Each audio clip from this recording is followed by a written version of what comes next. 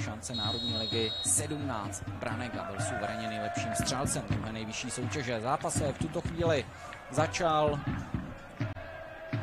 McLeiter se hned pokusil znervóznit Jana Sirotníka, který řichtal ve Vyškově. Jednou z nových posil.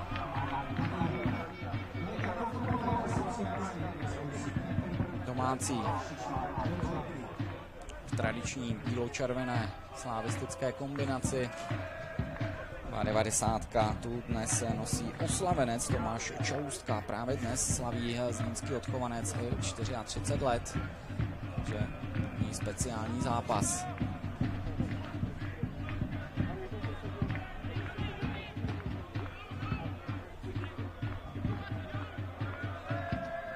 Marek Hlejnka v zápise uveden jako defenzivní záložník, ale vypadá to, že bude hrát na stoperu společně s dalším novicem Michalem Minářem.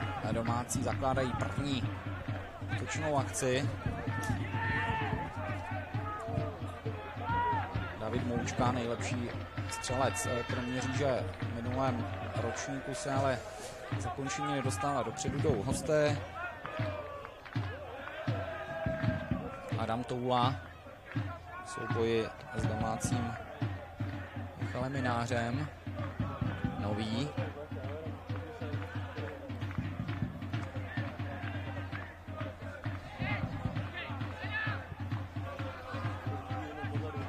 Znovu Žižkovský Martin Nový, 30letý borec, který poslední 2 sezony dělal kapitána Lisbrodovce Brno, a Tomáš Čaloustka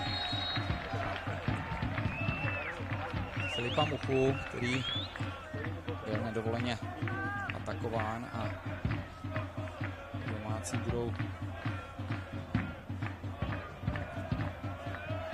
rozehrávat nepřímý kop.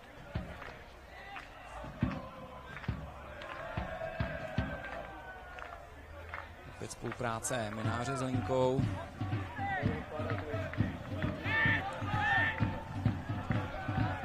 Čaloustka dopředu na Roberta Bartolomea, ale už byl dřív Martinový.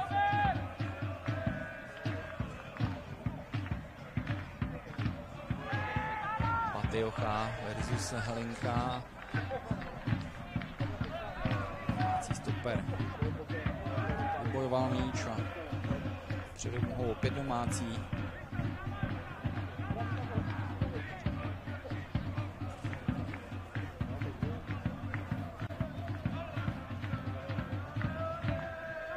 První kolo šance Národní ligy bylo rozehráno už včera, možná jste zaznamenali 5 prvních výsledků. Zajímavostí je, že hned 4krát se vítězství radovali hosté, včetně Zbrojovky Brno, která v velmi atraktivním duelu na Češti nováčka z Českých Budějovic dokázal zvítězit 2-0 a českobudějovická série bez vítězství se tedy natáhla o další zápas. Připomínám, že České Budějovice sestoupily z nejvyšší fotbalové soutěže.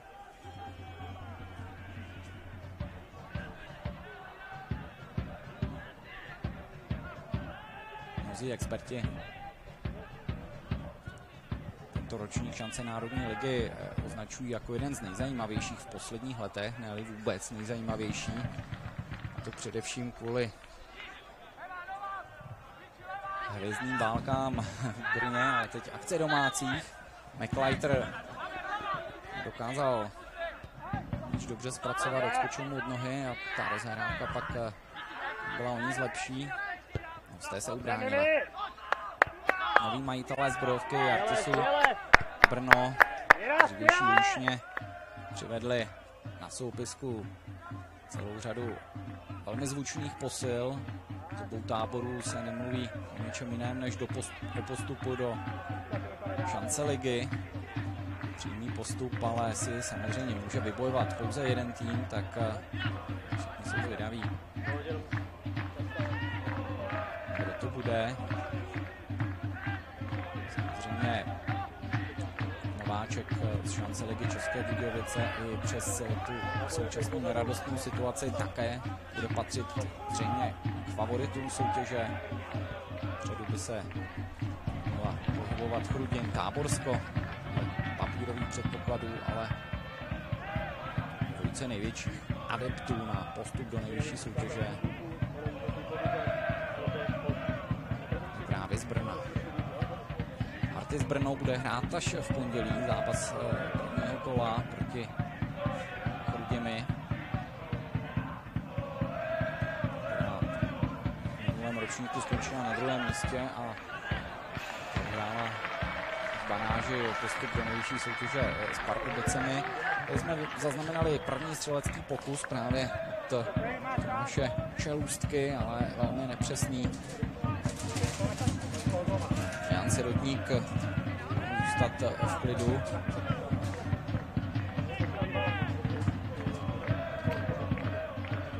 Jan Sirotník působil od letošního ledna ve Vyškově, stejně jako Tomáš Čelůstka, takže oba hráči se velmi dobře znají. Vůbec přesun soutěže licence z Vyškova do Příbramy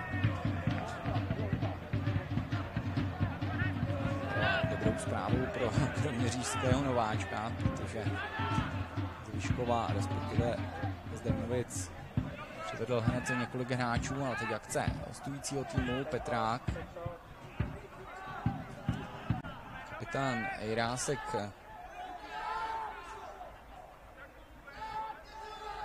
posílal míč na nového, ale tam něj přišel Batiocha. Ekvádorský ofenzivní záložník, ale vybojoval balon pro Žižkovské a to byl nepříjemný závar pro domácí hráček. Míče se tam už bral Patrik Brandner, další nováček dresu Viktorky. Společně s Rudolfem Reiterem přišli v létě ze Zlína. Už neměli v plynulé sezóně takové vytížení a nováček šance ligy ještě výrazně posílil, takže Brandner i Reiter kývili na nabídku Žižkova.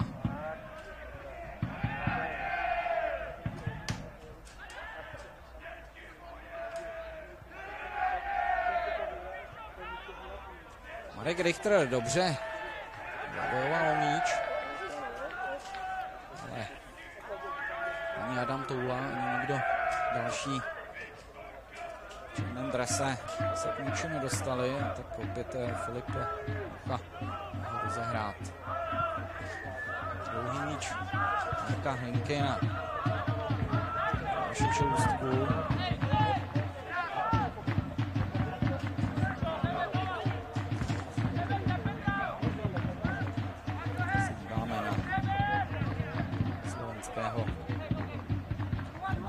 Michala Mináře. Michal Minář podepsal smlouvu v Kroměříži dnes dopoledne, takže opravdu last minute posila na Hané. Kromě Mináře podepsal i ex-slovácký záložník Kudela. Jak už jsem říkal, Hanácká Slávě posílila hned do 13 hráčů. Většinou šlo o sázku na zkušenost. Do Kroměříže dorazil brankář Mucha, McLeiter, Čelůstka, Němeček, Čelůstka, Žižkové, další hráč, Robert Bartolomeu, slovenský defenzivní záložník Marek Hlinka, dnešní kapitán. Taktéž došel Kulíšek, Rolínek, Sulejmán a už zmiňovaný Minář s Kudelou. Takže opravdu Richard Polák má k dispozici celou plejádu nových hráčů a jak kroměřížští, tak Viktorka Žižkov se s novými tvářemi budou muset teprve v následujících kolech sehrát, aby ten herní projev byl patřičně vyvážený. 11. minuta. Kroměříž se Žižkovem zatím bez branek. Má na výraznější šance ještě ani na jedné straně.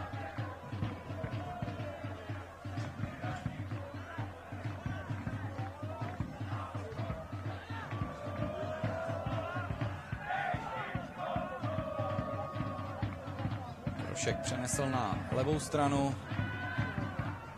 Tahle hrávka Davida Kusáka byla hodně nepřesná.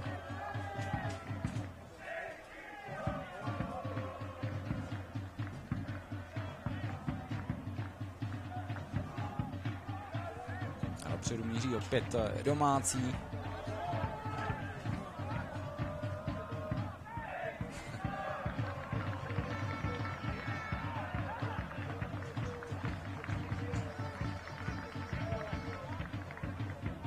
Vybojovali rohový kop. V 12. minutě první zajímavá příležitost pro červeno-bílé. Tak Robert Bartolomeu nakonec rozehrávat nebude, ale ujme se toho Dominik Kříž a nakonec David Moučka.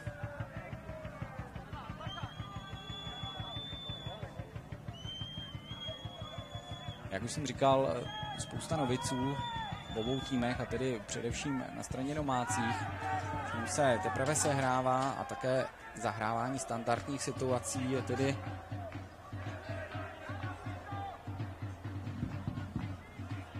v mnoha případech ještě otázka diskuzí, improvizací přímo na travnaté ploše.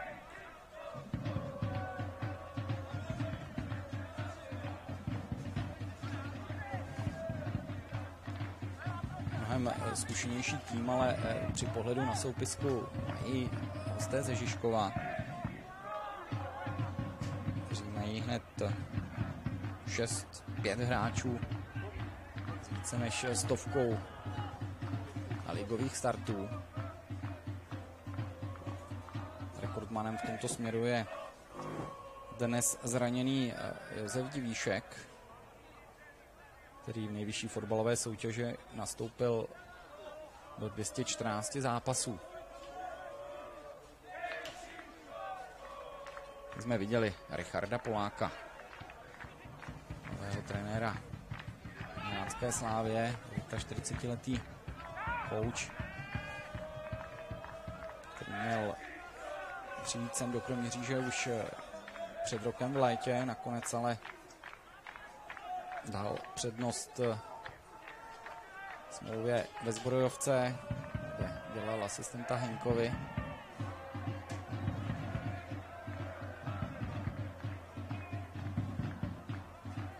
Letos v létě už tedy poté, co do Zbrojovky Brno přišel Martin Svědík se svým novým trenérským štábem, už tedy Richard Polák mohl odejít sem do Kroměříže a nahradil tak Jana Podoláka, který odešel v červnu dělat asistenta trenéra Petra Rumuna do Žiliny, ale možná jste zaznamenali před pár dny novou překvapivou zprávu, že Petr Rumun z osobních důvodů končí na trenérské lavičce Žiliny a s ním tedy i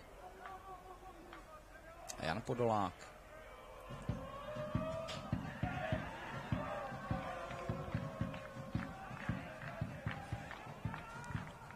Tahle akce Žižkova, vypadá to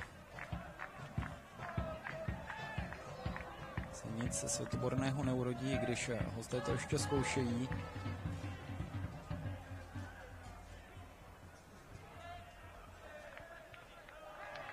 Kleiter šikovně sklepl Bartolomeu a David Moučka se hnali dopředu, nakonec je to autové vhazování pro domácí. Konec 15. minuty. Kroměříž za Žižkovem hraje stále bez branek.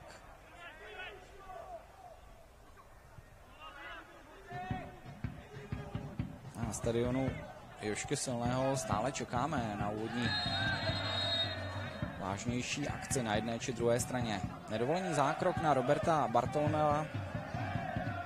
Adam Petrák už se přišel omluvit zlínskému odchovanci s angolskými kořeny, který má za sebou několik startů v nejvyšší fotbalové soutěži, konkrétně 630. Dal i 4 branky v první lize. Nejvyšší soutěž hrál ve Zlíně a v Brně a asi jeho nejdůležitějším fotbalovým okamžikem do těchto chvil byla rozhodující branka ve finále MOL Cupu v červnu 2017, kdy Zlín v Olomouci porazil Opavu 1-0.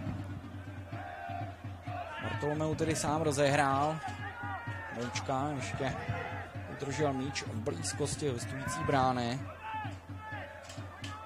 ale Rolinek odkopl do bezpečí pro Žižkovské a domácí tak začínají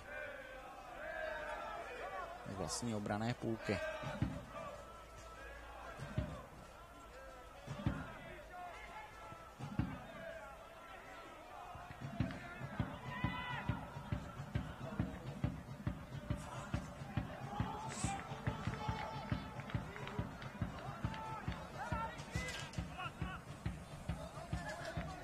Minář na Hlinku, znovu si oba hráči vyměnili míč. Na straně je Čelůstka, Bartolomeu. Ale velmi těžce se domácí dostávají přes obranný val Žižkovských.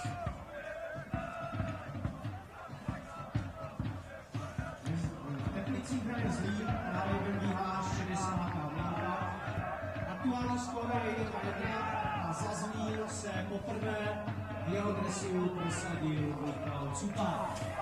Zajímavá zpráva přišla teď od hlasatele. Možná jste zaznamenali největší oslabení hanácké Slávie před touto sezónou byl odchod špilmachra Michala Cupáka do konkurenčního nebo nedalekého Zlína, ani ne tak konkurenčního jako nedalekého. No a Michal Cupák se v prvním zápase za Zlín v prvním kole šance ligy před pár minutkami už gólově prosadil, kdy Zlín ve druhém poločase vyrovnal na průběžných 1-1. Bronislav Červenka, který tady v Kroměříži trénoval 5 sezon, velmi dobře věděl, proč Michala Cupáka chtěl do modrožlutého zlínského dresu. To aktuálnější to bylo, když Zlín přišel o kreativního středního záložníka Davida Tkáče před několika dny. Tkáč podepsal v Olomouci a zlínští rychle zháněli špilmachra do středu hřiště. Možná ho našli právě v Michalu Cupákovi, který tady v Kroměříži vedl skvělé služby a s postupem do druhé nejvyšší soutěže si hanácká Slávě od Michala Cupáka mnohé slibovala. McLeiter se nakonec k míči nedostal, ta přihrávka Patrika Kulíška byla nejpřesnějších a tam spískáno a hosté budou rozehrávat další standardní situaci, ale vlastní obranné půle, takže golman Filip Mucha může být v klidu. Domácí trenérský štáb hodně váhal, kdo bude brankářskou jedničkou v této sezóně. Zatím tenhle rébus úplně vyřešen není. Jakub Dostál, golmanská stálice několika posledních sezon, Sice dnes na lavičce náhradníků přednost dostal novic v kroměřížském dresu Filip Mucha, ale a jak jsem zjistil, mělo by to být pouze pro tento zápas a v dalším kole se znovu budou trenéři rozhodovat mezi Dostálem a Muchou. Oba borci mají stejnou výchozí pozici a bude vždy rozhodovat aktuální forma. Jenom připomenu, že Jakub Dostál, kroměřížský golman, není příbuzensky vázán na Stanislava Dostála, zlínského golmana. Oba jsou to totiž zlínští odchovanci a je to pouze shoda men. Jakub Dostál tady v Kroměříži působí už 5 let. A hned po první sezóně se stal jasnou kroměřížskou jedničkou. V minulém soutěžním postupovém ročníku Jakub Dostál odchytal 27 zápasů ze 34 možných. Dlouhý nákup na čelůstku, ale Žižkovská obrana zatím bez problémů odvrací veškeré ataky domácího týmu. Další nepřesnost v rozehrávce a znovu píšťalka Antonína Bohaty. Máme za sebou 21 minut a stále se hraje bez branek.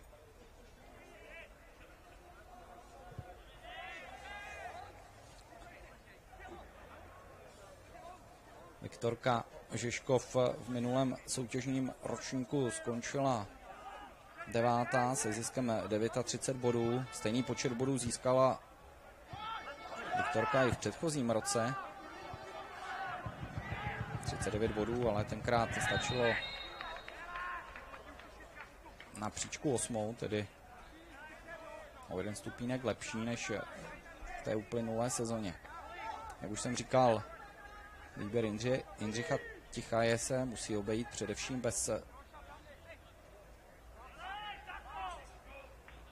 Tomáše Necida, který ze 17 góly byl nejlepším střelcem šance Národní ligy. Odešel také ale zkušený Milan Petržela. Určitě jste zaznamenali, že se tento střílený borec znovu vrátil do Slovácka. Možná trochu překvapivý tah. Nový trenér Slovácka Kameník si ale Milana Petrželu vyžádal. Takže Žižkov bez Necida a Petržely. Teď ve 24. minutě první zajímavá standardní situace, tedy mimo rohový kop. Znovu Robert Bartolomeu, který po příchodu z Prostějova se ujímá většině standardních situací. Nepříjemná srážka Jana Sirotníka s jedním z hostujících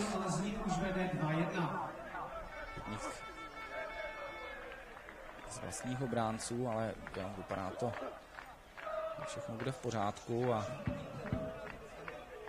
ve 24. minutě se bude moci pokračovat.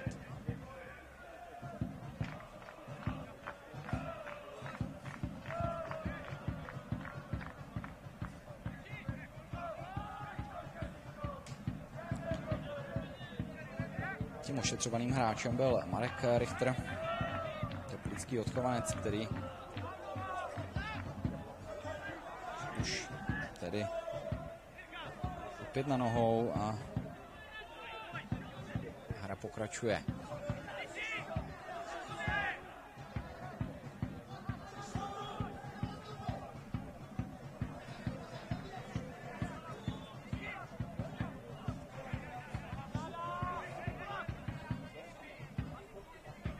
Tové vhazování pro domácí hráče.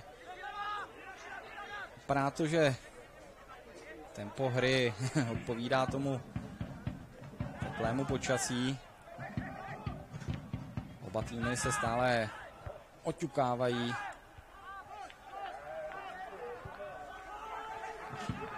Velká akce, velká šance zatím k vidění nebyla, možná teď. Martin Rolinek na pravé straně posílal míč do pokutového území.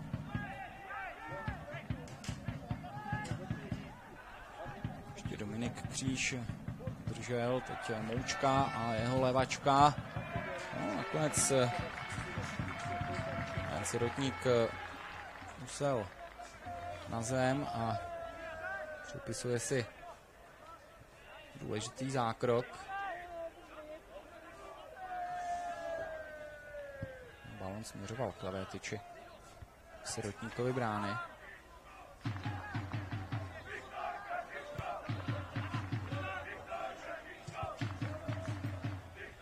Martin Nový. Dlouhý míč až na Adama Toulu.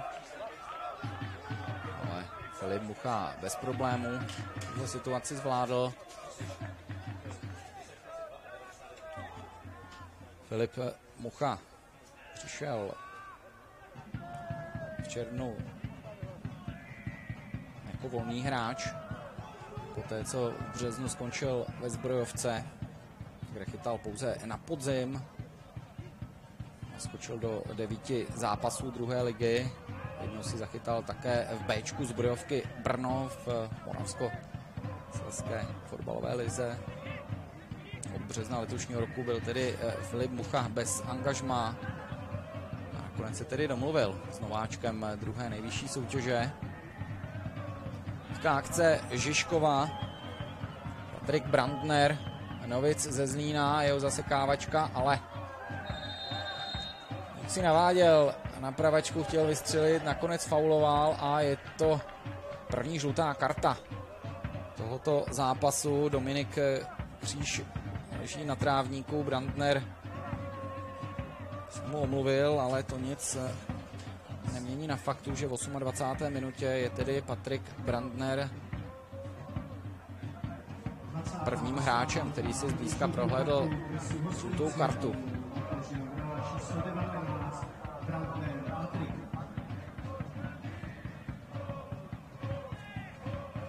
Patrik Brandner nezažil ve Zlíně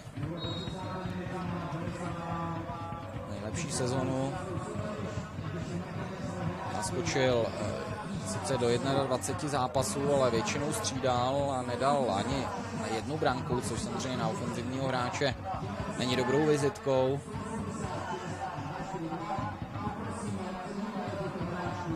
Patrik Brandner je ale s počtem 188 startů v nejvyšší fotbalové soutěže druhým nejzkušenějším hráčem Viktorky Žižkov. Kromě Zlína hrál první ligu i v Příbrami, Dukle Praha, v Českých Budějovicích či na Slovácku. Ve Zlíně strávil jednu sezonu, jak už jsem říkal, v 21 zápasech se ani jednou nezapsal mezi střelce.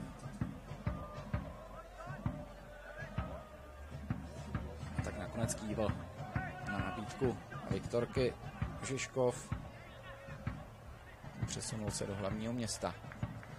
Společně s Rudolfem Reiterem, který dnes je zatím pouze na lavičce náhradníků.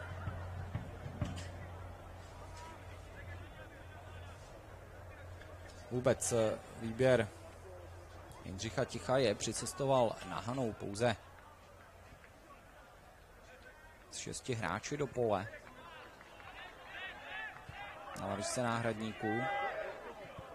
Kromě vzpomínaného Reitera je tam i Patka, Běgon, Gembický, Strnat a Janovský.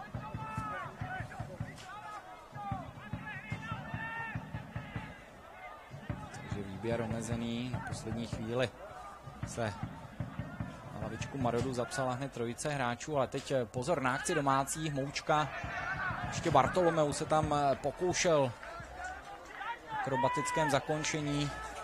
Robert Bartolomeu ukazuje Moučkovi, že ten centr byl přesný, ale Rusila z Prostějova se nedokázala prosadit proti žižkovské obrany. Každopádně kroměřížští jsou aktivnějším týmem.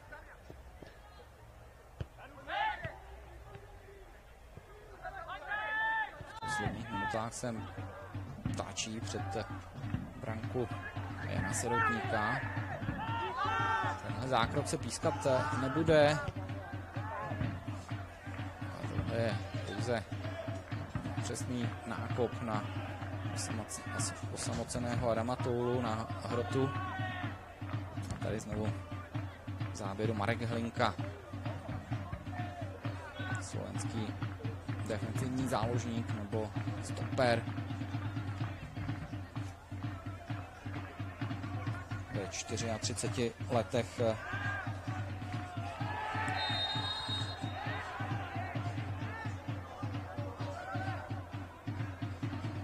z nejstarších hráčů.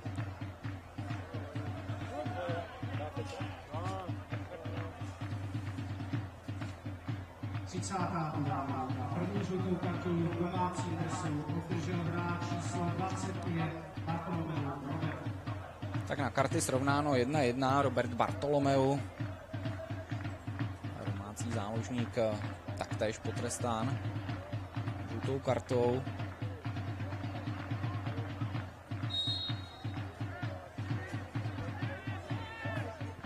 Už by to chtělo ale určitě i nějakou branku. Se hra více otevřela. Batiocha neuspěl. Souboj s Minářem, domácí se ubránili.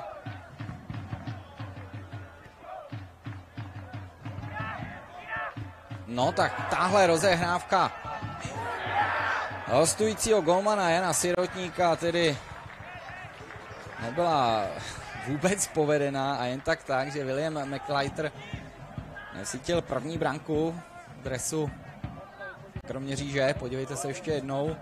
Sirotník chtěl zpátky na Richtera, co scházelo.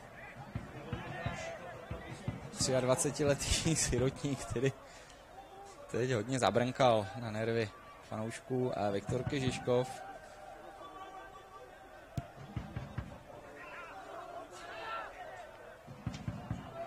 Jak už jsem říkal, letošní jaro trávil ve Vyškově.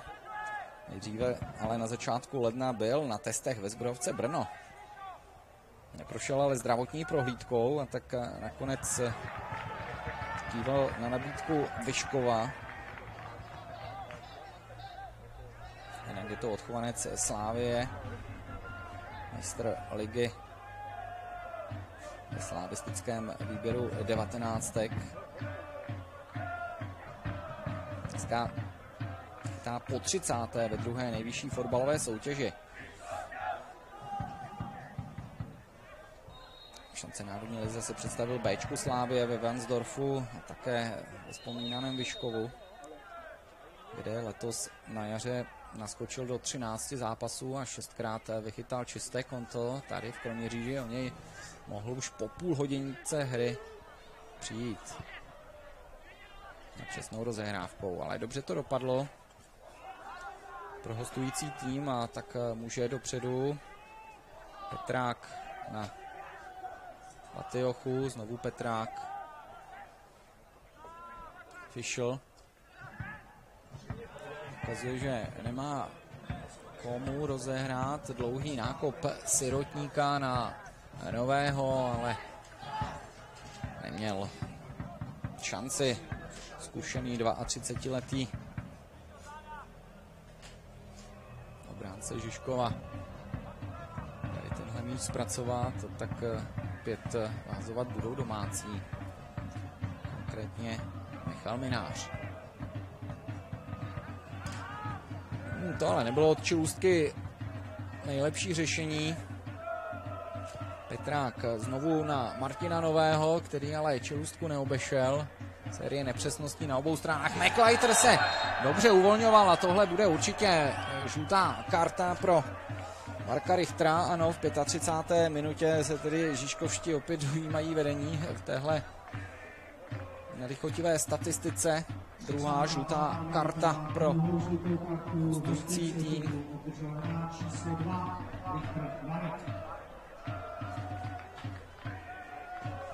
Tady nebylo o čem diskutovat, Antonín Bohata neváhal ani sekundu. Pohyb Williama McLeitera zatím Žižkovským dělá poměrně problémy. Kolumbijský útočník se zdá být nejaktivnějším hráčem domácího výběru v uplynulých 35 minutách. Tentokrát nedovolený zákrok na Roberta Bartolomea a domácí budou rozehrávat další standardku.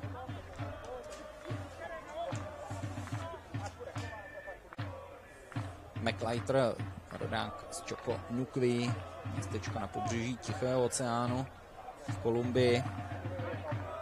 Přišel do Česka před 7 lety, 3 sezóny působil v Dukle Praha a naskočil i do jednoho zápasu v nejvyšší fotbalové soutěže v květnu 2019, kdy hrála Dukla Praha proti Příbrami. A Bartolomeu nakonec nenašel nikoho v bílo-červeném dresu v pokutovém území Viktorky a to byla snadná práce pro Jana Sirotníka. Hosté mohou rozehrávat, ale záhy o balón přišli a tak jsou to opět domácí.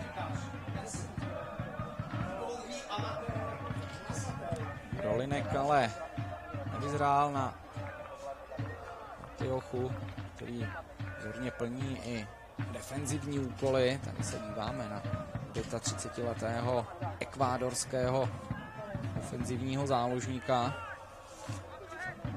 Matiocha působí ve Viktorce už 8 let. No a dnes, pokud se mé statistiky nemýlí, hraje 200. zápas za Viktorku Žižkov.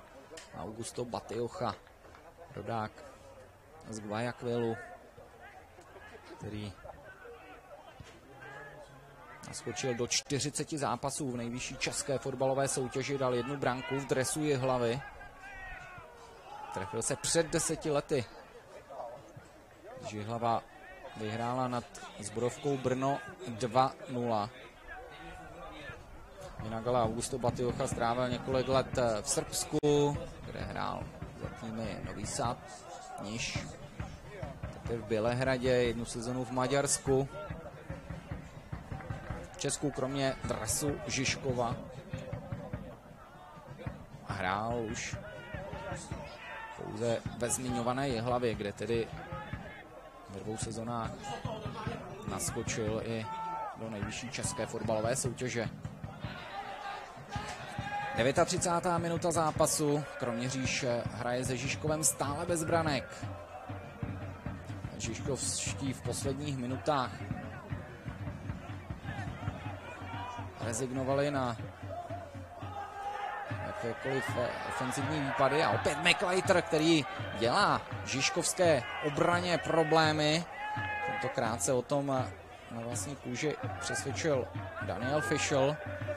McLeiter se dožadoval od pískání nedovoleného zákroku od Fischla. Tady se můžete ještě jednou podívat na tu situaci, ale opět domácí.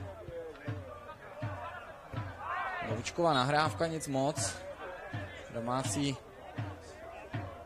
navíc faulovali, tak ani z tohoto mráčku nezaprší ve 40. minutě prvního poločasu.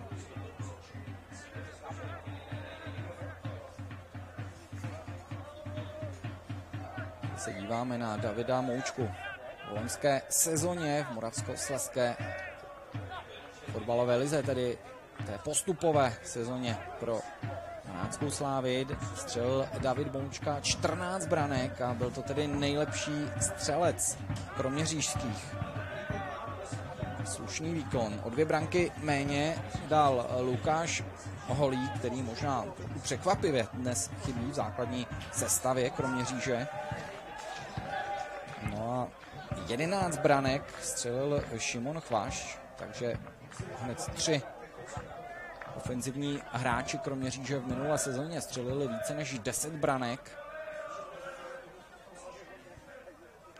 Pak tam byl ještě 9brankový kříž. Jakub Dočkal, který je dnes také na lavičce náhradníků, střelil 8 branek, takže poměrně hodně hráčů s velkým počtem gólů. Teď ale šance! Viktor Kežiškov a Milan Jirásek se takhle předvedl v 41. minutě. Zatím asi největší šance Viktor Kežiškov, hostující kapitán, takhle protáhl Filipa Muchu. No, ten míč směřoval k levé tyči Muchovy brány. Hosté tedy budou rozehrávat rohový kop. 33letý hostující kapitán, v minulé sezóně autor 4 branek. Teď tedy Martin Nový a rohový kop pro Viktorku. Patrik Brandner chtěl posunout na spoluhráče v pokutovém území, ale Viktorka nakonec znovu získala míč. Brandner. Nový, Brandner. Batiocha. A tahle střela Martinu Novému nesedla, byl tísněn, neměl to jednoduché, tento 32letý spartanský odchovanec. Dobrá práce Batiochy, který tradičně hodně běhá. Pokrývá velký prostor na hřišti. Když je to ofenzivní hráč, tak už jsem zmiňoval před několika minutami, velmi plně se zapojuje i do defenzivy.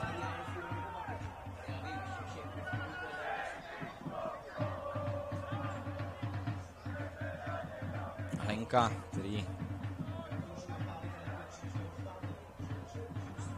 hraje posledního před Filipem Muchou, domácí, ale teď dopředu Moučka ještě ten míč dostihl, hledal čelůstku před stojící bránou, ale Jan Sirotník se nenechal překvapit. Byl tam i všudy byl McLeiter, ale ještě jednou se podívejme na akci Davida Moučky. Cítil, že tam někde v prostoru před Sirotníkem se pohybuje Tomáš Čelůstka, který si mohl zpříjemnit dnešní narozeninový den. Zatím hráli stále na první branku. Na stadionu Jušky Silného čekáme.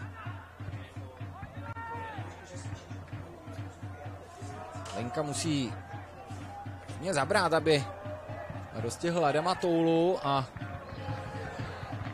nakonec to pro domácí dobře dopadlo. Budou rozehrávat a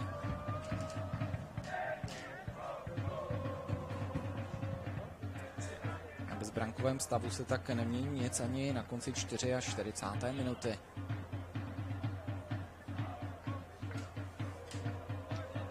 Před rokem v prvním kole Viktorka Žižkov hrála také venku, ve Varnsdorfu remizovala 1-1. Prvního vítězství v šance národní lize v uplynulém soutěžním ročníku se Žižkovští dočkali až ve 4. kole, kdy doma porazili Prostějov 3-0. Žižkov zažil nejčernější sérii uplynulého ročníku v úplném závěru jara, když 5krát za sebou prohráli a klesli tady na konečné 9. místo. I když tedy s loňským ročníkem se nakonec ve 30. kole rozloučili jasným vítězstvím 6-2 nad Varnsdorfem. A lepší než 9. místo to tedy nestačilo. 1 minuta 60 sekund se bude hrát nad rámec 45 obvyklých. Takže jedna z posledních akcí domácí, opět McLeiter, souboj s Fischlem.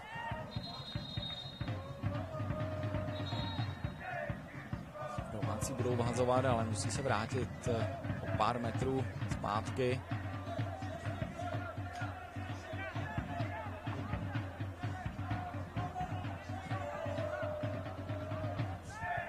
Opět McLeiter a krásná střela, která protáhla Jana Sirotníka. Potlesk na stadionu v 46. minutě, zatím největší šance zápasu. Krásná McLeiterova střela, kterou se určitě podíváme ještě jednou. Teď ale rohový kop pro domácí. Robert Bartolomeu. Už uplynulo 640 minut, po této akci zřejmě Antonín Bohata ukončí první půli. Ale znovu opakuji, William McLeiter zatím nejnebezpečnějším hráčem branku, ale hrál pouze 3krát v základní sestavě. Další perspektivu ve výběru Martina Svědíka, který je nadupán, přes léto opravdu posílil velkou porcí velmi kvalitních prvoligových hráčů, tak odešel do Kroměříže, ale domácí rozehráli druhý poločas velmi aktivně. Robert Bartolomeu po levé straně.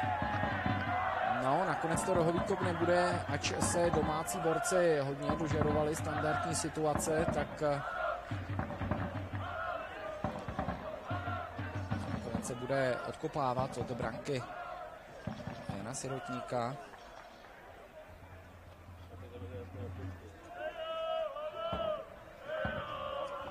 23letý odchovanec Slávie už rozehrál, ale opět jsou to domácí. Moučka sklepával na McLeitera, pokračuje se ve hře, i když David Moučka se drží za pravou nohu. Hra se přenáší na druhou stranu. Patrik Brandner bude vazovat, už tak rychle učinil. David Klusák posílá míč do pokutového území. Ve svižném tempu nám začala druhá půle, jakoby oba týmy chtěli poněkud ospalý první poločas zahnat do zapomnění a nabídnout divákům lepší podívanou. Stadion kroměřížské Hanácké Slávy zaplněn ve dvou třetin. 1000 diváků, můj skromný odhad. Připomínám, že kapacita je 1500, něco málo přes 1500 diváků. Domácí fanoušci si užívají návratu do druhé nejvyšší fotbalové soutěže. V minulém ročníku v Moravskoslezské fotbalové lize prohráli pouze v jednom jediném zápase.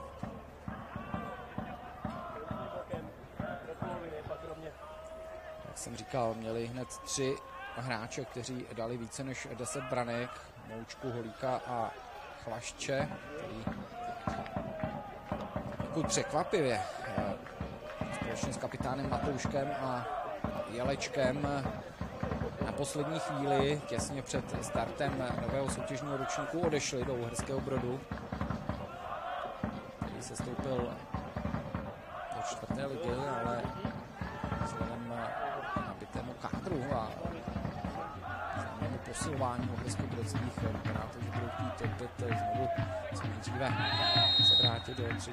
nejvyšší fotbalové soutěže. 48. minutka končí, hra se poněkud sklidnila, tak uvidíme, kdy přijdou nějaké gólové šance a hlavně kdy přijde gól, kdy samozřejmě to vývoj zápasu hodně prospěl. V druhém zápase prvního kola šance Národní ligy.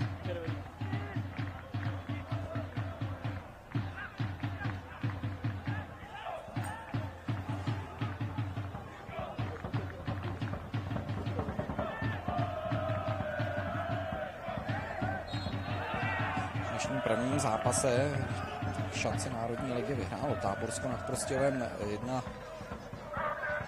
Já jsem se musel vyrovnat s technickými problémy. Takže druhý zápas prvního kola druhé nejvyšší fotbalové soutěže, kdy vyhráli domácí borci. Včera se to povedlo ještě nováčkovi z Ústí nad Labem, který porazil Hlavu 2-1, jinak v prvním kole zatím vítězili pouze hostující týmy. Uvidíme, jak to dopadne tady v Kroměříži, kde se zatím po necelých 50 minutách hraje stále bez branek. Domácí ale budou rozehrávat rohový kop, konkrétně David Moučka.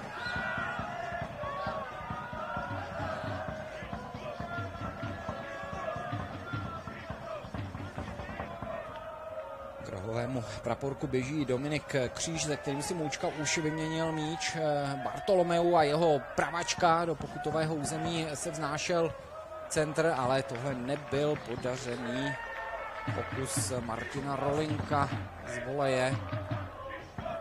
Ne, tak to byl Tomáš Čelustka, dnešní oslavenec.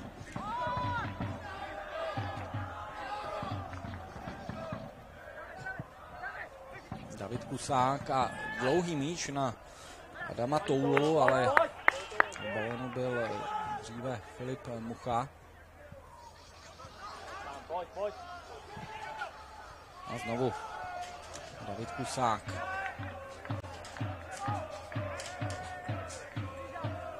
Hosté zůstanou u balónu.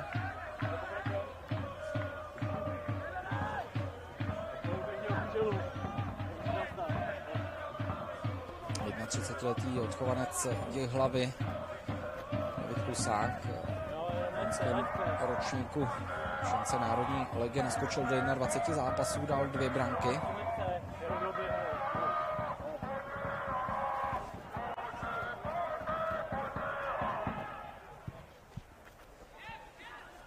Opět nákup do prostoru, kde by měl operovat Adam Toula, toho se tak děje.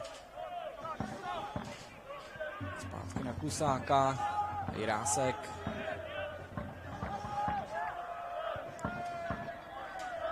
Fischl na Richtera.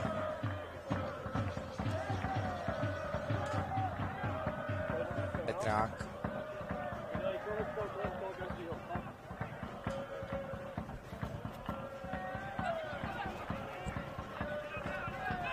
A to je nedovolený zákrok a penalta pro Viktorku Žižkov ve 52. minutě. Nekompromisní gesto hlavního rozhodčího Antonína Bohaty. Ještě jednou se podíváme na celou situaci a ve 52. minutě obrovská příležitost pro Viktorku Žižkov, jako kdybych přivolal tu úspěšnost hostujících týmů v prvním kole. Vypadá to, že kapitán Jirásek si vezme míč.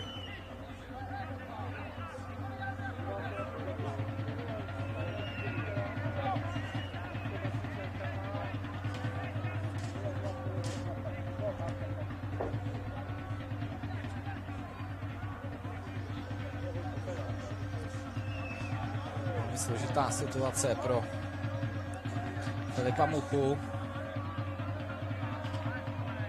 A Daniel Fischl je nakonec tedy hráčem, který bude zahrávat pokutový kop a brankou to nakonec skončí, ale až po dorážce, kterou obstaral právě Daniel Fischl, tak hodně zajímavá situace. Filip Mucha vyrazil ten míč, poskakoval někde kolem brankové čáry, ale Daniel Fischl se zorientoval nejrychleji jako první a dokázal ten míč dorazit za brankovou čáru, za záda nešťastného Filipa Muchy. tady vidíte ještě jednou celou situaci, tak to je tedy hodně kuriozně rozehraný pokutový kop a hlavně dohraný. Tenhle záběr je o něco průkaznější, takže ten míč skákal nějaký metřík před brankovou čárou a nakonec se tedy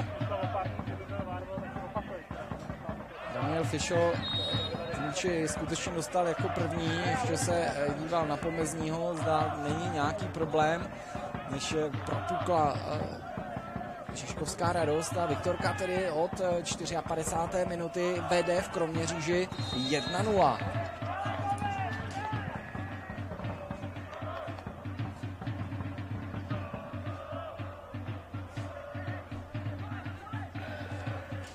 Ví, jak na vývoj zápasu odpoví domácí Slavia.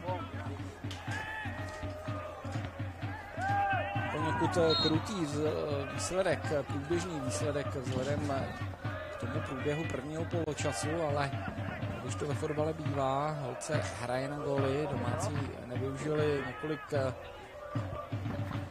sledně rozehraných závadů, ale opět McLeiter v akci, gestikuluje, že jeden z obránců Žižkova zahrál rukou, ale se na tu akci můžeme podívat ještě jednou. No,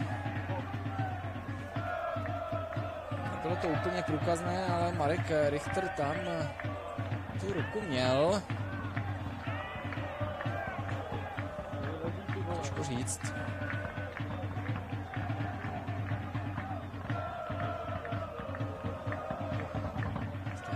Kamery to vypadalo, že se otřel o ruku Marka Richtera. Každopádně ke spíle domácích to rozhodčí nevšiml a pokračuje se dál.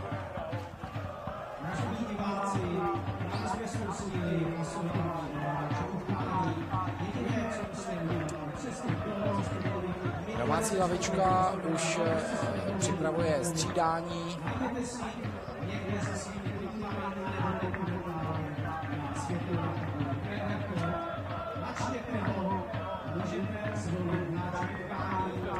Každopádně v končící 56. minutě stále Viktorka drží vedení 1-0. Kopačky domácích hráčů se naší nervozita. Samozřejmě stále zbývá spousta času k tomu, aby domácí borci minimálně vyrovnali. Takže na hřiště se podívá Lukáš Holík a Tadeáš Koryčan. Dva ofenzivní hráči, končí Robert Bartolomeu a také David Moučka.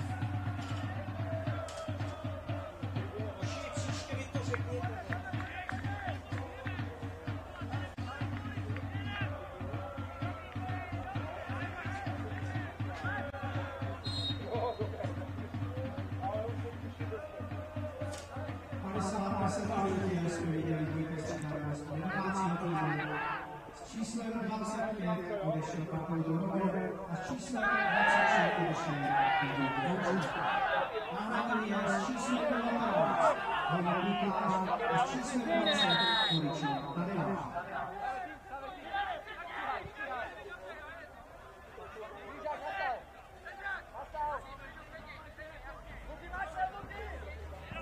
Padesátá 8. minuta a vhazování pro domácí barvy.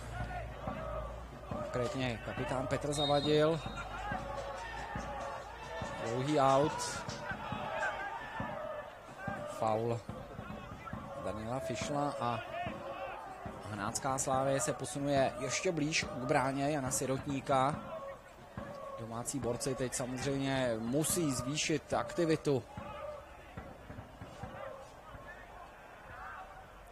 Martin Rolinek ničemu dostihl.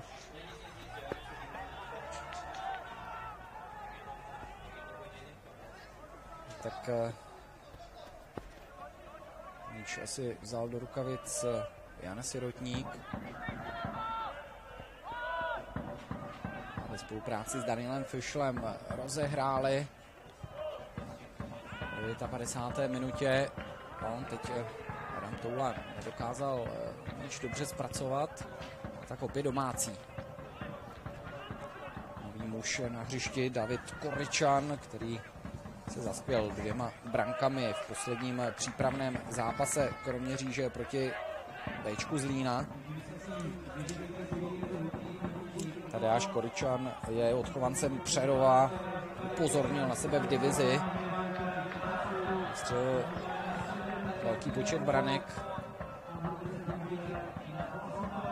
4 lety přišel do Slovácka a ač tedy hrál pouze za Bčko tradičního prvoligového účastníka, tak na sebe upozornil a loňský rok přišel do Kroměříže. Teď rozehrává roh druhý nováček na hřišti Lukáš Holík. Odchovanec Zlína, závár před brankou Jana Sirotníka. Do zakončení se tam dostával Tomáš Čelůstka, nakonec další rohový kop pro domácí borce, opět to bude Lukáš Holík, který přišel před rokem z Třince v loňské sezóně, jak jsem říkal, byl po Boučkovi druhý nejlepší střelec. V 29 zápasech se trefil hned 12krát.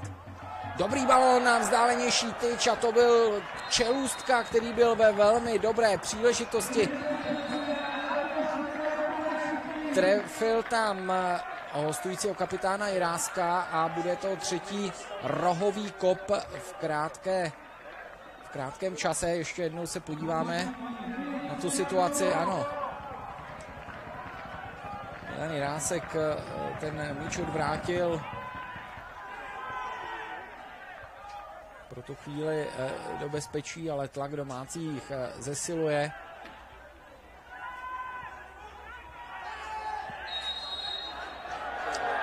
Nedovolený zákrok jednoho z domácích hráčů. Jirásek rychle rozehrál na Batiochu, který je ale v offsideu.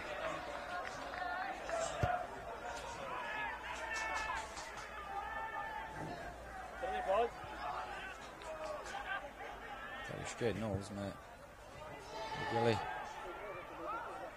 nedovolený zákrok Michala Mináře.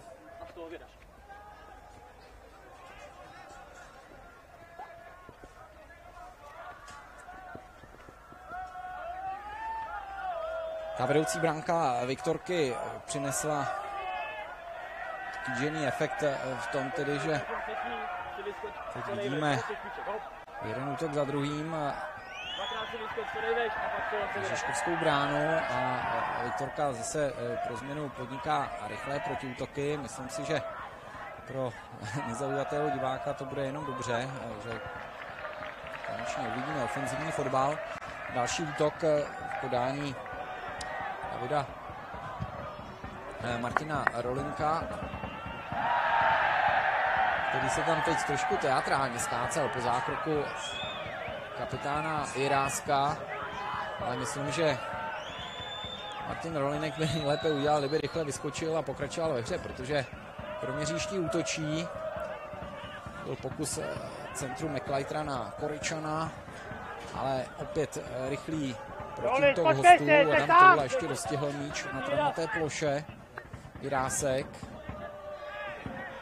šikovně se zbavil kříže.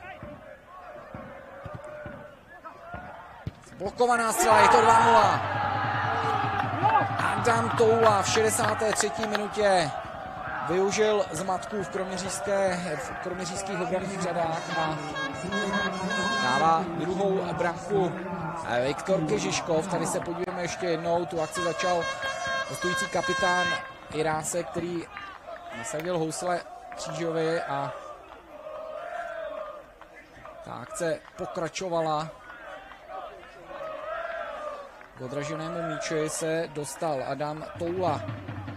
a v 63. minutě zvyšuje na 2-0 pro Viktorku Žižkov. Adam Toula v uplynulém ročníku šance Národní ligy se ve 20 zápasech trefil 4krát.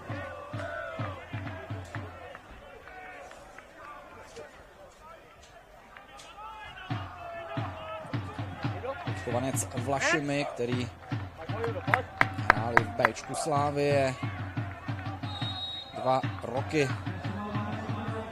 Hrál šanci Národní ligu právě ve Vlašimi, kde ve 43 zápasech vsítil 7 branek.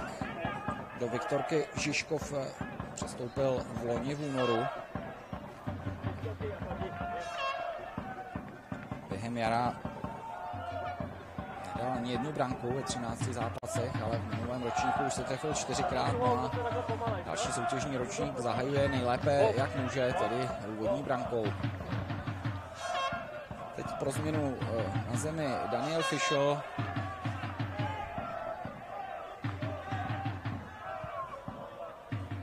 Ale už se pokračuje ve hře. Hranka v souboji s Toulou.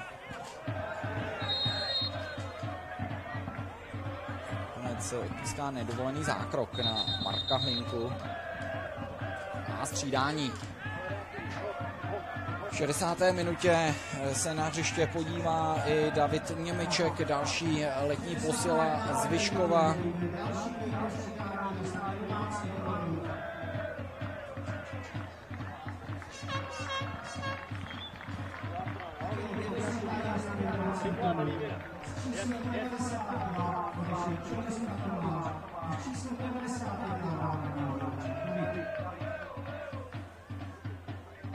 Dnešní oslavenec Tomáš Čelustka v tuto chvíli tedy dohrál, místo něj naskočil jeho donedávna spoluhráč z Vyškova David Němeček. McLeiter vybojoval nakonec míč, ustál všechny ty souboje velmi atletickým pohybem, se dokázal obtočit kolem 3 hráčů, ale tahle křížová střela z nějakých 30 metrů nebyla přesná.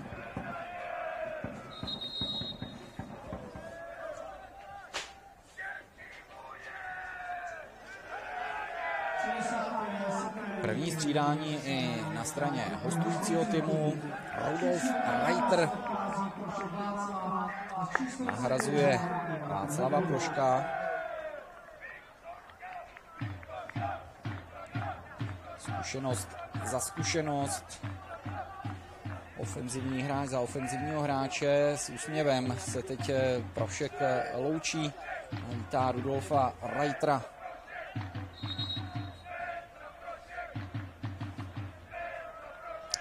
letého odchovance Sparty, který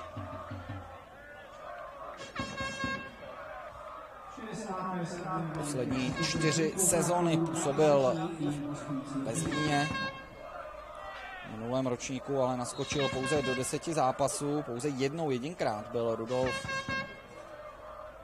Reiter v základu zlínských a tak bylo jasné po té, co se zlínští dostali zpět do nejvyšší fotbalové soutěže, že jeho vytížení už nebude příliš velké, tak společně s Patrikem Brandnerem odešli do Zlína. Odešli do Viktorky Žižkov. 68. minuta, výběr Jindřicha Tichaje směřuje k prvnímu vítězství v novém soutěžním ročníku, vede v Kroměříži 2-0.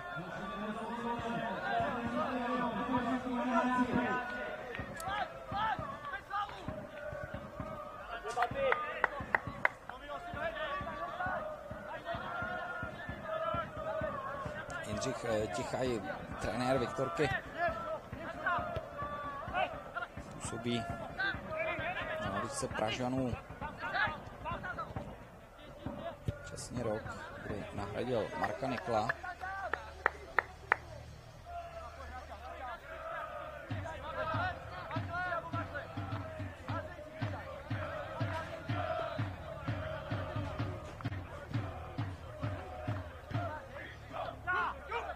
A vypadá to, že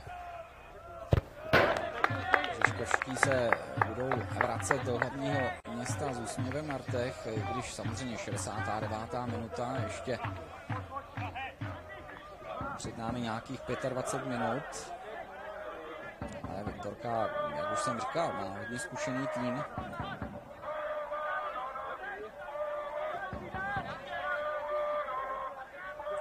Rohový kop v podání Milana Jiráska. Tentokrát Filip Mucha bez problémů vyřešil tuhle situaci a v 70. minutě se mohou domácí pokusit o další ofenzivní akci. Takže na první utkání druhé ligy vás přišlo 12:33. Děkujeme. 12:33 diváků dnes v ochozech stadionu Jožky Silného. Tak tohle byl poněkud akrobatický zákrok Filipa Muchy, který byl hodně daleko ze své branky a podařilo se mu kolenem dostat míč do bezpečí. Ale Žižkovští už samozřejmě se nemusí nikam tlačit. V tuto chvíli mají nahráno. Přece se pokoušejí o nebezpečné výpady směrem k domácí brance. Kroměříští se zdají být zaskočení tím vývojem utkání. Ta druhá branka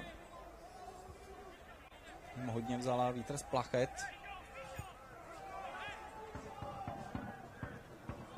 McLeiter.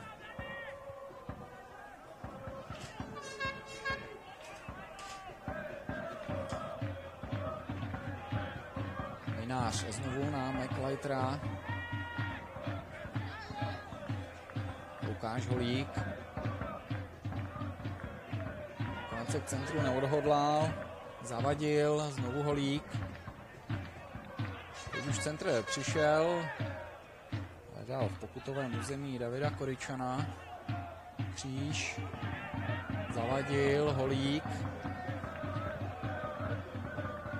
Ale tenhle balón si bez problémů sebral Jan Sirotník. 71 minut za námi. Kroměříž prohrává s Viktorkou Šiškov 0-2, když první branku se z penalty postaral na dvakrát Daniel Fischl. Druhou branku pak pohotovou střelou přidal Adam Toula.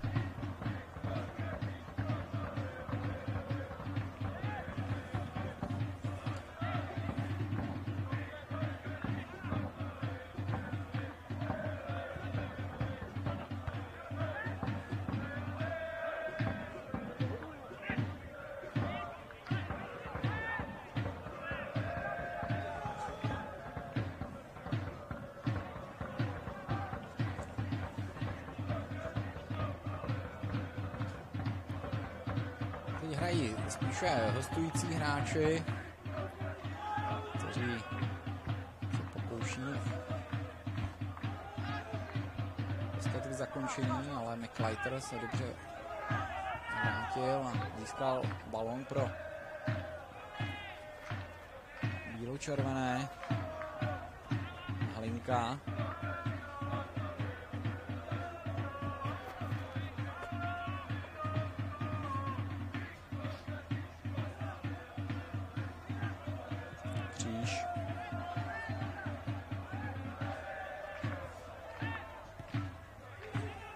Koričan si narazil s Hlinkou, ale ty akce domácích jsou zatím bez nápadu. Koričan zastaven Batiuchou. Znovu Koričan, ale míč mu uskočil. A také Richter. Rozehrál nepřesně, domácí hazují. Kulíšek.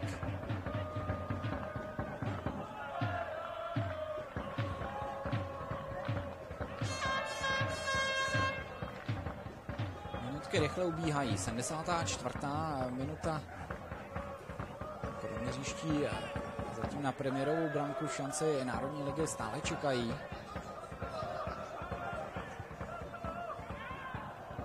Centr kapitána Zavadila do pokutového území, ale znovu končí v rukavicích Jana Sirotníka. Hanácká Slavia měla za týden ve druhém kole hrát na hřišti Baníku Ostrava B, ale ten zápas je odložen na září, tak se znovu představí až ve středu 30.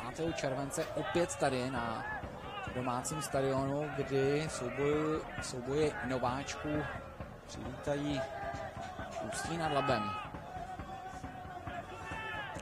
Proti tomu Viktorka Šiškov bude hrát doma za týden ve druhém kole v neděli od 10:15. Tradiční začátek zápasu na Žižkově přivítají Příbram, která koupila licenci Obiškova a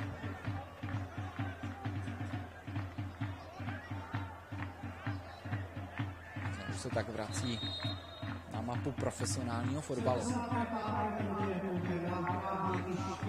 75. minuta. Martin Holek střídá Dominika Kříže.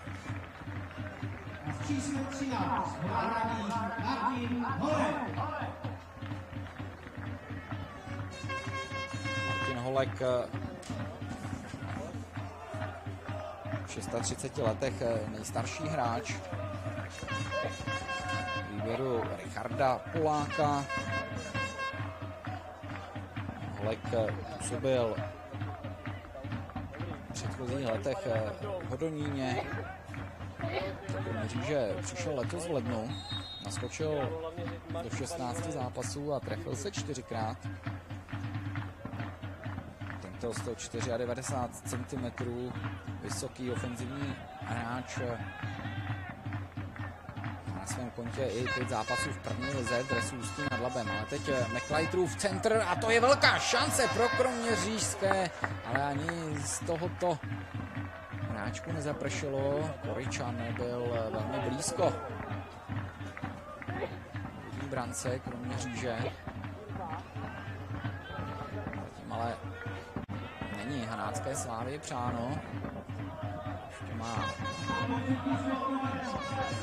k dispozici 15-18 minut.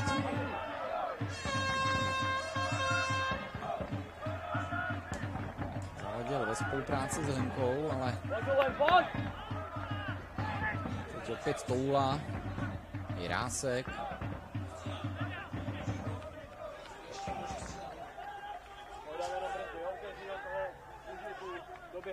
Znovu hostující kapitán, ukazuje, že nemá komu by nahrál. Fischl na Sirotníka, opět trošku riskantní rozehrávka, ale hostům to zatím vychází.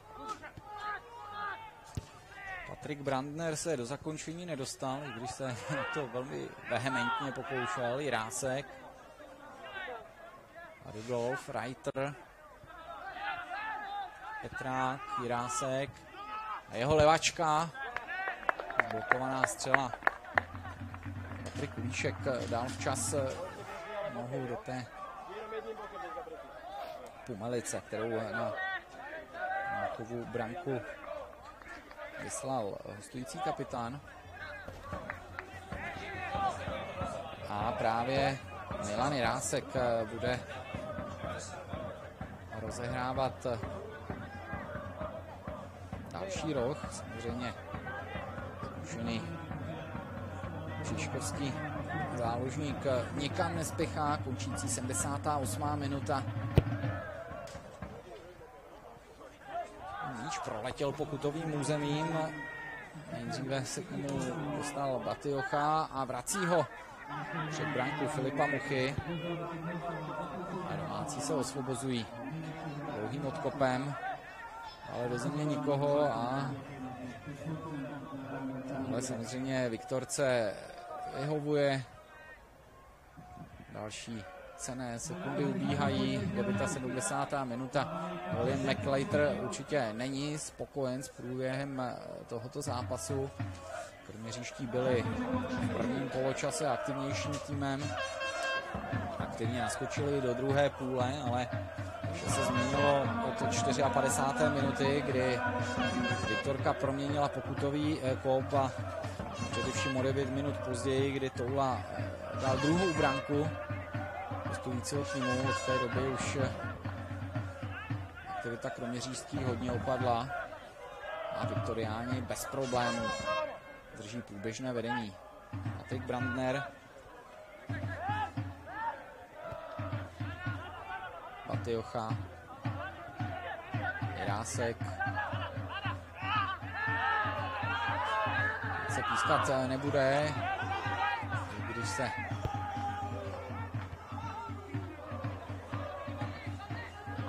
jeden z žižkovských hráčů složil k zemi. Toula vybojoval míč. Jirásek. Brandner. Jirásek. Vrací na Klusáka. Za námi 80 minut zápasu. Viktorka Žižkov v velkém zápase projevila zkušenost a ať se pro Žižkov ten zápas nevyvíjel úplně nejlépe. Nakonec v těch rozhodujících chvílích dokázali hosté hned dvakrát gólově udeřit a teď bez problémů v 81. minutě kontrolují průběh zápasu. Tohle bude faul na Augusta Batiochu a žlutá karta pro domácího Lukáše Holíka.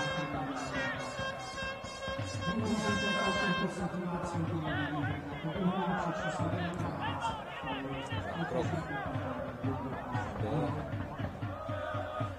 jednoznačný. Antonín Bohata neváhal. A další standardka pro stojící borce.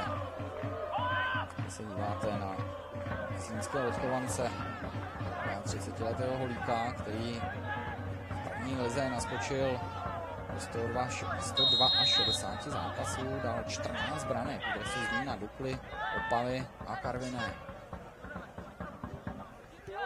Jirásek.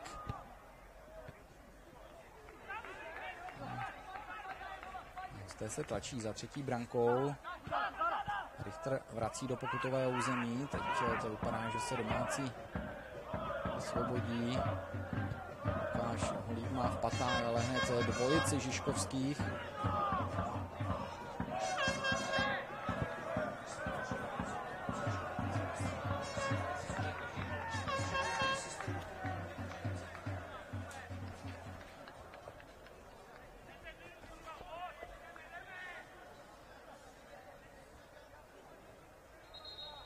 Nějakých 10-11 minut, pokud počítáme s 3-minutovým nastavením před námi. Kroměřížští, ale zatím příliš Sirotníkovi bráně netlačí a aktivita je v posledních minutách jednoznačně na kopačkách Viktorky Žižkov. Viktorka Žižkov má za sebou v přípravě 6 zápasů a 6 porážek, takže určitě asi nevstupovala do nového soutěžního ročníku úplně ideálním rozpoložení. Prohrála sice 3 velmi těžké zápasy s prvoligisty, Generálce s Jabloncem 0-4, Mladou Boleslaví 2-3, to byl asi nejlepší zápas z pohledu Viktorky a prohráli také na úvod přípravy 0-2 Liberci. Ale žižkovští prohráli se 3 soupeři z druhé ligy, z Příbramí padli 1-4, s Táborem 0-1, s Vlašimí 2-4. Přesto přišlo první kolo šance Národní ligy a v 84. minutě tím vedou na hřiště Nováčka. Soutěže 2-0. A kroměřížští působí bezradně v posledních minutách. Zavadil na Holíka, ale přes ten obranný val Žižkova to zatím nejde. Teď je možná Holík, pokusí se vystřelit, ještě našel McLeitera, ale McLeiterovi se svezl míč a netrefil balon ideálně. Ale tohle byl náznak velmi solidní šance domácích.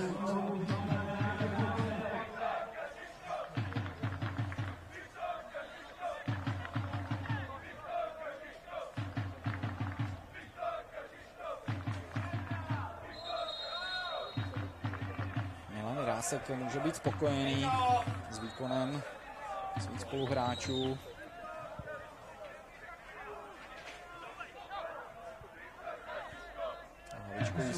Souboj Petráka a Kulíška.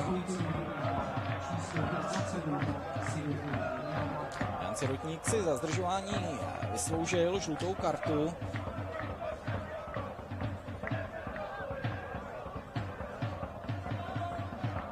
Ale tomu se v tuto chvíli příliš nevadí.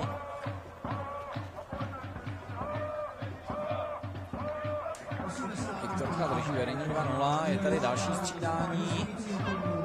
Do hry se dostane Erik Běgon, který vystřídal Adama Toulu, střelce druhé branky.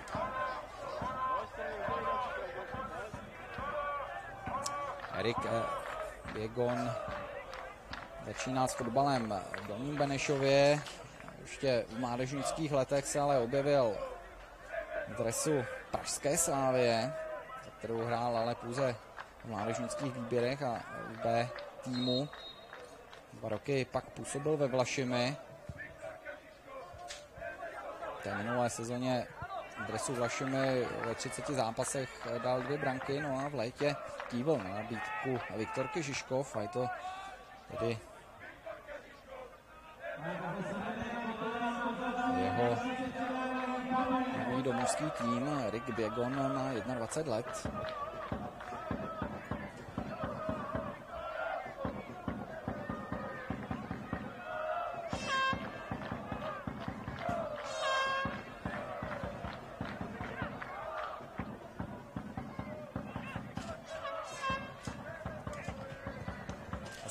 Sedmá minuta zápasu už začala, ale kroměřížským se stále nedaří nebezpečně ohrozit Sirotníkovu bránu. Hlinka na Holíka, Kulíšek, Zavadil,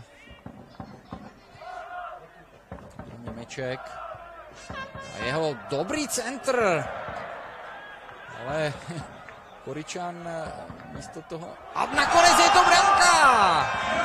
Tak naděje pro domácí.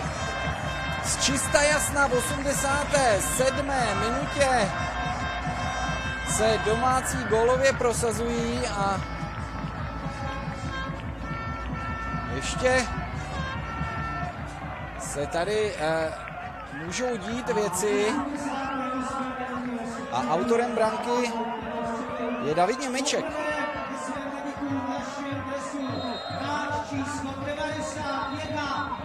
David Němeček přišel, jak už jsem říkal, společně s Tomášem Čelůstkou z Vyškova. David Němeček je hráč, který odehrál v dresu Vyškova 11 sezon. Jeho dresu se objevil ve více než 200 zápasů, ale teď pozor na Rudolfa Reitera, kterého ale odzbrojil. Jeho bývalý spoluhráč ze Zlína Marek Hlinka a posílá dlouhým nákopem opět bílo-červené dopředu. McLeiter, tohle je rozhodně karta pro kapitána Viktorky Žižkovy Rázka, který ale v zápětí padá na trávník a určitě na něm chvíli poleží.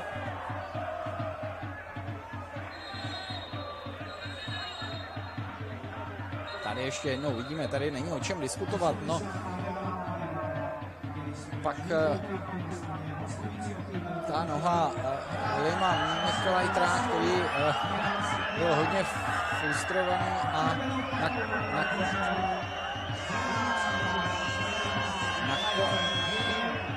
nakonec William McLeiter si vykoledoval červenou kartu, tak to je velmi nečekaný vývoj situace, evidentně po konzultaci s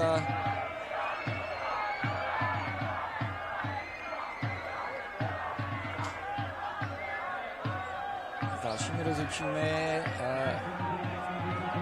Antonín Bohata vylučuje kolumbijského útočníka a to je pro kroměřížské samozřejmě velmi složitá situace v 90. minutě, kdy se nadechovali k závěrečnému náporu, kdy se hnali za vyrovnáním, tak teď hrají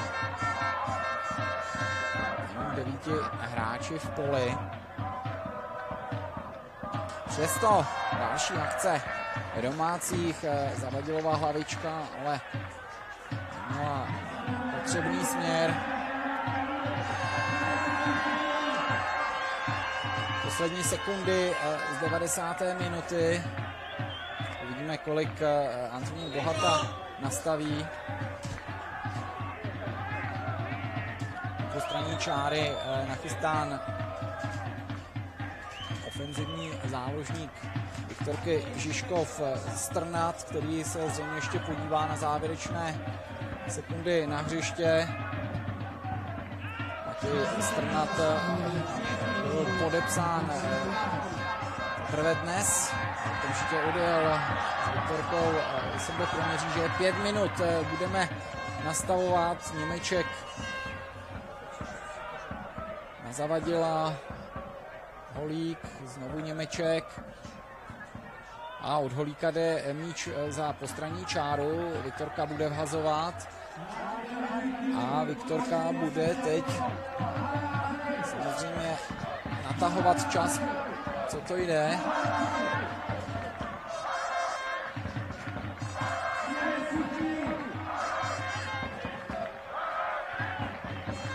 David Kusák a má zhazování Batiocha, posílá dopředu Luka Běgona, ale nakonec to bude v uvozovkách pouze autové vhazování pro hostující tým. Minutka a půl z nastavení uběhla, teď tedy avizované střídání. Na hřiště se podívá 19-letý talentovaný hráč Liberce Matěj Strnad. Končí Patrik Brandner. Jak jsem říkal, Matěj Strnad byl podepsán Viktorkou Žižkov dnes ráno, přišel na roční hostování z Liberce.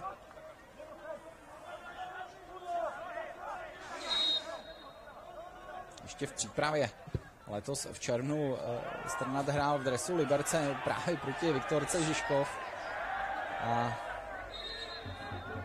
přesně po měsíci už to mladý talent českého fotbalu tedy nosí dres Viktorky Žižkov. 93. minuta. Dlouhé autové vhazování Viktorky. Batioka posílá dopředu právě Matěje Strnada. Jirásek, Strnad. Souboj s Markem Hlinkou, ale zkušenosti Marka Hlinky se projevily. Vybojoval míč pro domácí barvy a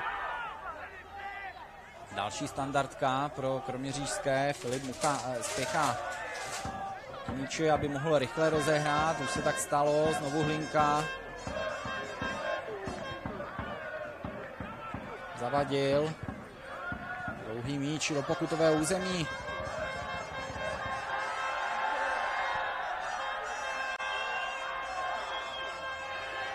Ani Martin Holek, ani Tomáš Koryčan se ale k míči nedostali, k nelibosti domácích fanoušků.